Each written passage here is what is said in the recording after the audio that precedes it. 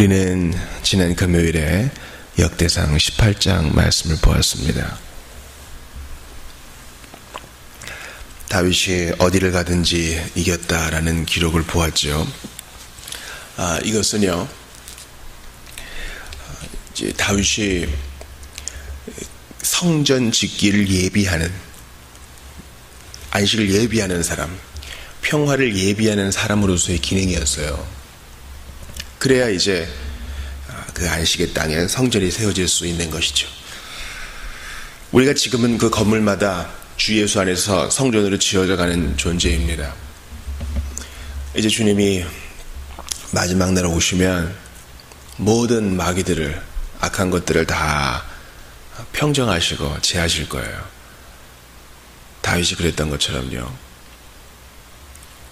그리고 친히 그분이 성전이 되셔서 우리 가운데 거하시며 해도 필요 없는 그곳에서 우리로 하여금 평화를 누리게 하실 것입니다. 또한 다윗에게 패한 자들이, 또한 싸워보기도 전에 다윗에게 무릎 꿇은 자들이 다윗에게 조공을 바치죠. 이게 바로 우리 주님의 넉넉함이에요. 다윗이 그 이방 나라 적군의 왕관을 썼다, 이 말은 이 메시아 사상을 언뜻 보여주는 것입니다. 다윗이 이스라엘 온 지역에, 그 지방에 주께서 정하신 지역이 왕이 되었다라는 말이죠. 통치자로.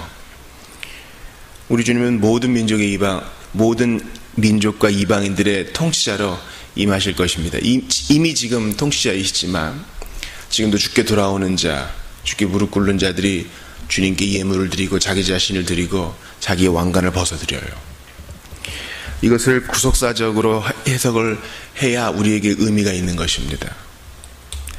자, 오늘 이제 역대상 19장이 18장 앞이냐 뒤냐 여러 논란이 있지만, 여기서 중요한 것은 다윗이 암몬과 아람 연합군을 쳐부수었다라는 것입니다. 그런데 그 배경이 무언가 하니 호의를 잘못 해석한 데 있어요.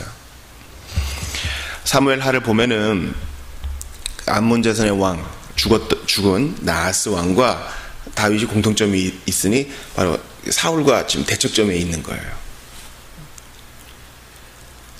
그럴 때 이제 사울이 다윗도 미워하고 나하스도 미워했으니 다윗과 나하스가 친분이 있었던 것 같아요.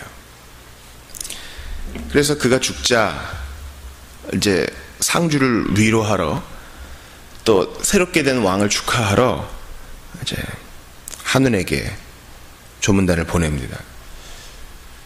큰 나라 왕이거든요, 이미 다윗은. 그런데 이제 암몬 자손을 돌아보는 거예요. 암몬 자손은 사해 동쪽에 있는 모압 위에 있는 나라입니다. 이제 롯에서부터 갈라진 나라죠. 그 위에 또 아람이 있고요.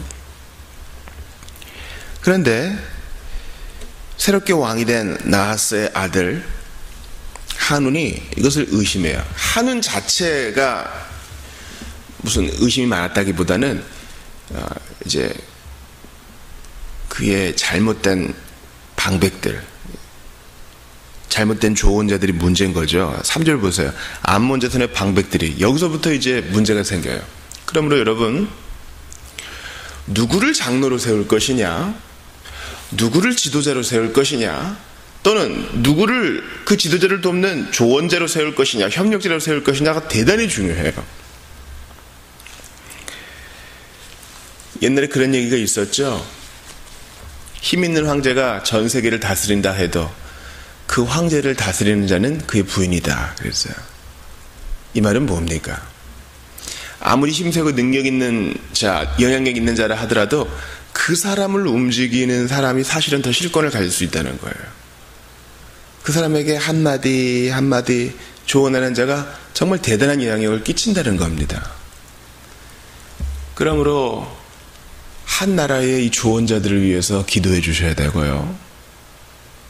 또한 교회에서 서로 조언해 주는 자, 특별히 직분자를 위해 조언해 주는 자들을 위해서도 우리가 후원을 아끼지 말아야 됩니다. 이 방백들이 문제예요.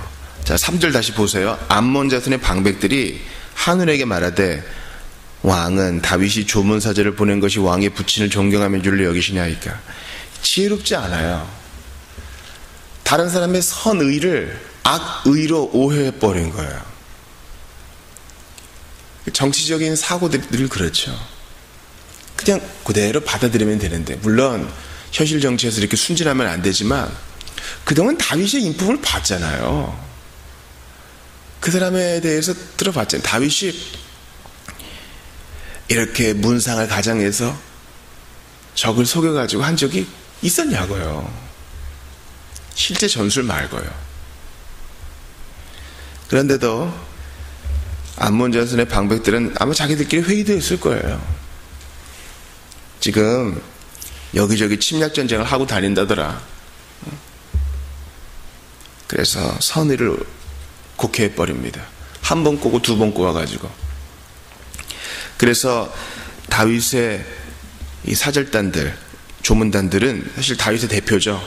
그러니까 다윗의 분신들인데 그들에게 아주 수치감을 줘요. 어떻게 합니까? 수염을 자르고 볼기 중간까지 아주 치부가 드러나게 하죠. 특별히 이 수염은요, 원래 이 장로란 말이 수염이 난 사람이라는 뜻이거든요. 그러니까 엄밀히 말하면 다윗의 방백들이에요. 이스라엘의 방백들과 암몬 자손의 방백들의 어떤 부딪힘이죠. 거기서 하나님의 백성이 수치를 당했어요. 이것은 이스라엘 나라 전부를 수치스럽게 한 것이요, 다윗을 수치스럽게 한 거예요. 우리나라에 들어와 있는 각 나라의 대사, 영사들, 그 나라의 대표로서 우리가 존중하지 않습니까? 한 개인을 대하는 것이 아니라 한 나라를 대하는 것인데 암몬 자손의 방백들은 지혜롭지 못했어요. 그리고 그 말을 고지고대로 들은 한운도 문제가 있는 겁니다. 다윗이 이제 그 얘기를 듣고 수염이 잘렸다는 것은 수치스러운 일이니 여리고, 그 부근에 여리고가 있었으니까 여리고에서 수치가 가려질 때까지 있다 오너라 기간을 줘요. 나라의 관리들인데 다윗이 포용력을 보여주죠. 그리고 가만히 있어요. 다윗은 이것을 가지고 무슨 보복을 하려고 하지 않아요. 대인배죠. 우리도 그런 자세가 필요해요. 우리가 어떤 불이익을 당했을 때 당장 쫓아가서 멱살을 잡거나 고소하는 게 아니라 하나님 앞에 기도하는 시간을 확보해야 돼요. 하나님, 이런 억울함이 있습니다. 그거 왜 그랬을까요? 생각하고, 하나님 이 문제를 어떻게 해결하면 좋겠습니까? 기도를 기다리고 하나님의 지혜를 구하고, 이렇게 좀 잠잠히 있다가 일을 처리해도 늦지 않은데 우리는 너무 노발대발하다가 기운 빠질 때가 많죠. 이제 잘못한 사람이 이제 불안해해요. 6절 보세요. 야, 우리 이제 죽었다. 늦게서야 정신이 든 거예요. 그래서 어떻게 합니까? 용병을 사죠. 은 1000달란트를 보내가지고 병거와 마병, 특별히 병거 32,000대와 군대를 고용합니다. 용병과 함께 싸우는 거예요. 그러니까 다윗은 뭐예요? 싸울 의지가 없는데 그들이 군대를 모아서 돌격해오니 방어해야죠. 가자. 그래서 요압과 아비새 용사들을 보냅니다. 우리는 요압이 상당히 거칠고 다혈질적인 사람인 줄을 알고 있는데 오늘 본문에서는 상당히 신앙적인 모습을 보여줘요. 이런 요압이 처음부터 좀 잘 다스려졌으면 얼마나 좋았을까, 그런 생각을 하는데요. 아마 군사적으로 열세였을 것 같아요. 그런데 그의 동생 아비새를 경유하면서 이제 이스라엘 군대가 이 아람과 암몬 연합군에 둘러싸여 있었거든요. 그때 13절을 보세요. 너는 힘을 내라. 우리가 우리 백성과 우리 하나님의 성읍들을 위하여 힘을 내자. 좀 힘든 싸움 같지만 힘을 내자. 여호와께서 선히 여기시는 대로 행하시기를 원하노라. 아주 너무 좋은 신앙 고백이에요. 이길지 모르겠어. 질 수도 있을 거야. 하지만 힘을 내자. 죽기를 각오하고 싸웁니다. 그리스도인의 영적 전투가 이런 거예요. 혹 내가 이겨서 죽게 영광 돌릴 수도 있겠지. 나는 이미 이기는 승리를 구가하는 거니까. 혹 내가 져서 목숨을 잃을 수도 있겠지. 망할 수도 있겠지. 그러나 하나님께서 선히 여기시는 대로 되기를 원한다. 이런 자세. 우리가 어제 봤던 로마서 8장과 일맥상통합니다. 하나님께서 도우셔서 요압과 아비새에게 승리를 주셨습니다. 그런데 이제 용병으로 왔던 아람 사람들이 분이 찬 거예요. 아니, 어떻게 우리가 질 수 있어? 우리 그래도 용병으로 이름을 날리는 용맹스러운 사람들인데. 그래서 하닷 에셀에게 도움을 청해서 다시 한번 전쟁을 걸어옵니다. 이번에도 2차 전쟁에도 지지요, 그들이. 그래서 보병 4만 명이 죽는 참 어려움을 겪게 돼요. 결국 이제 화친을 맺죠. 그리고 다시는 암몬 사람 돕지 않겠다. 싸우면 지니까 다윗의 군대에는 머리를 조아리자, 이렇게 된 것입니다. 오늘 본문도 역시 메시아께서 온 세상을 다스리신다라는 것을 알 수 있어요. 다윗은 오실 메시아 그리스도의 표상이잖아요. 마귀는요, 여러분, 악한 세력은 절대 우리 주님을 이기지 못해요. 꼭 기억하세요. 제 아무리 어떤 연합군이, 마귀의 연합군이 힘을 합쳐가지고 우리를 공격해온다 한들 우리를 이길 수 없어요. 우리는 more than conqueror, 우리는 정복자 이상의 주님을 모시고 있어요. 그래서 우리도 그런 more than conqueror, 정복자 이상으로 늘 승리해요. 여러분은 다윗의 군대, 즉 우리 주님의 군대입니까? 그럼 요압처럼 고백하세요. 우리가 힘을 내자. 하나님께서 선히 여기시는 대로 행하시기를 원하노라. 모든 일이 합력하여 선을 이룰 것이니 힘써 싸우자. 열쇠처럼 보여도 그거예요.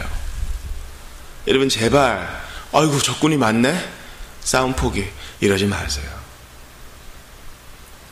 신앙의 야성을 가지고 돌격 앞으로 하셔야 돼요.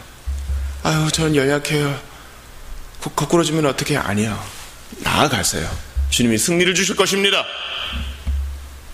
문제는 스스로에게 사로잡혀가지고 안 될 거야, 질 거야, 난 죽을 거야, 망할 거야, 거지가 될 거야, 이러면서 꼼짝하지 않고 있는 데 있어요. 제발 요압처럼 주님께 기도하세요. 주님 힘을 냅니다. 저희와 함께 해달라고. 온전한 다윗 대신 예수께서는 반드시 승리를 우리에게 안겨주실 겁니다. 그러므로 절대 이 싸움에서 도망가지 마시고 직면하세요. 죄와 유혹이 우리를 유혹하고 우리를 윽박지르고 우리에게 겁을 줄 때, 아니야, 예수님이 승리하셨어, 예수님이 힘 세거든, 까불지만 너희들, 이렇게 대면해야지 질질 끌려다녀서는 안 됩니다. 또 하나 신자로서 우리가 받아야 될 교훈이 있어요. 그것은 암몬 자손의 왕 한운과 그의 방백들이 선한 의도를 오해해서 이렇게 큰 참사가 벌어졌다는 거예요. 자, 첫 번째 전쟁에서 병거 32,000대, 그리고 그들의 군대가 싸그리 다 전멸당했죠. 두 번째 전쟁에서는 어때요? 병거 7,000대와 보병 4만 명. 이거 뭐 때문에 비롯된 거예요? 방백들과 한운의 판단 실수, 특별히 이 방백들의 오해, 제대로 해석하지 못한 데에서 야기된 것이죠. 그러므로 우리는 어떤 사람이 우리에게 선의를 베풀 때에 그것이 정말인가라고 생각은 해보아야 되겠지만, 그걸 가지고 악하게 옷을 자르고 수염을 뽑고 싸움을 벌여서는 안 되는 겁니다. 그 사람이 어떤지는 잘 판단해 보아야겠으나 또 사기꾼이지 하면서 멱살을 잡아서는 안 되죠. 괜히 싸움을 걸 필요는 없는 것이죠. 그러시군요 하고 잘 넘기면 되는 겁니다. 어떤 사람이 우리에게 진심으로 선의를 베풀면 정말 고맙습니다, 큰 위로가 됩니다 하고 감사해야 될 일이지, 그거를 속으로 생각하고 곱씹으면서 자기를 피곤하게 할 필요는 없는 거예요. 그거를 오해해서 싸움을 거니까 큰 출혈이 일어나잖아요. 보병 4만 명, 병거 32,000대. 그러므로 우리는 우리 동료 신자가 우리에게 선의를 베풀 때 그거 받을 줄 알아야 돼요. 이 인간이 나한테 이렇게 해줘서 나중에 나한테 배나 또 빌리는 거 아니야? 그렇게 생각하면 안 돼요. 제가 그 몇 달간 계속 반복하는 거 있죠? 하나님께 은혜를 받을 줄 알아야 돼요. 이 말은 동료 신자를 통해서 하나님이 우리에게 은혜를 베풀 때 자존심 상해, 그럴 필요가 없다는 겁니다. 나중에 여러분이 형편이 피면 또 도와주세요. 왜 이렇게 도움받는 것을 자존심 상해합니까? 여러분, 우리 교회 하나 어린아이가 저에게 얘기해요. 목사님, 저는 참 할 줄 아는 게 없는 것 같아요. 전 참 못하는 게 너무 많은 것 같아요. 근데 너 지금 사지가 멀쩡하지? 생각주머니가 작은 아이들, 그 친구들은 태어나지 말았어야 됐니? 태어나서 일평생 병원에만 있어야 되는 사람도 있어. 태어나지 말았어야 됐니? 아니에요, 여러분. 그렇게 부족한 사람이 있어야, 부족해 보이는 사람이 있어야 우리가 그들을 도움으로 우리가 더 풍성해져요. 지금 일시적으로 도움이 필요한 사람이 있을 때 우리가 선의를 베품으로 공동체가 더 풍성해져요. 그거를 하은처럼 막 곡해할 필요가 없어요. 그럼 여러분, 하나님의 은혜를 저는 됐어요, 다른 사람 주세요, 그런 사람은 아주 오만한 사람이에요. 은혜가 필요하지 않은 사람은 없어요. 마찬가지로 인생의 특별한 때에 구제와 나눔의 대상이 된다고 해서 그거 자존심 상해할 필요 없어요. 받을 때는 받으십시오. 그리고 여러분, 나눌 때 또 힘써 나누세요. 선의를 곡해하지 마시고, 하나님이 우리에게 은혜를 베푸실 때 이거 혹시 나한테 이렇게 은혜 줘서 나중에 나 선교사로 오지로 보내는 거 아니야? 그렇게 생각하시면 안 돼요. 하나님은 요압이 얘기한 것처럼 여하한 선이 여기시는 대로 최선으로 우리를 이끄시기 때문에 하나님의 최선을 제발 오해하지 마세요. 하나님은 선하셔요. 당장 내 눈앞에 답답한 일이 있어도 주님은 최선으로 그 선물을 만들어내고야 마실 거예요. 오늘도 주의 안에, 은혜 안에 거하시는 여러분들 다 되시기 바랍니다. 믿었던 예수님 벌거벗겨가지고 십자가에서 피를 흘리면서 질식으로 죽어가실 때, 아이고 내가 예수를 헛믿었구나, 그렇게 생각하는 제 아들 아니에요. 그것은 하나님의 선의였어요. 받으세요. 직면하세요. 나 대신 달린 예수님을 직면하세요.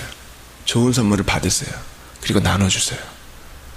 하나님의 은혜를 마음껏 받으시고 온전한 왕 되신 예수 그리스도와 그 승리를 맛보시는 여러분들 다 되시기 바랍니다. 기도합시다. 하나님 감사합니다. 우리 주님은 온전한 다윗 되셔서 정말 언제나 승리를 이루시고 그 승리를 우리에게 나눠주시니 감사합니다.